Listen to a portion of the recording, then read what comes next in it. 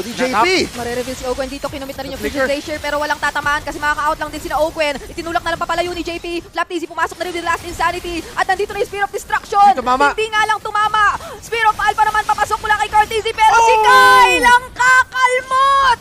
At dalawa na ang napatumbang para sa Team Liquid. Full vision. Para sure. Ogwen with the roam. Conceal. Checking in. Patrolling.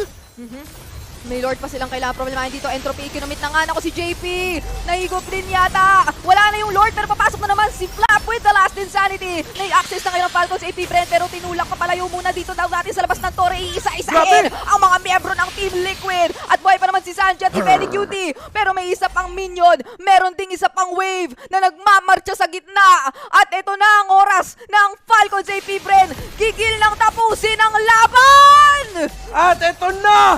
F-Cup! Oras na nila!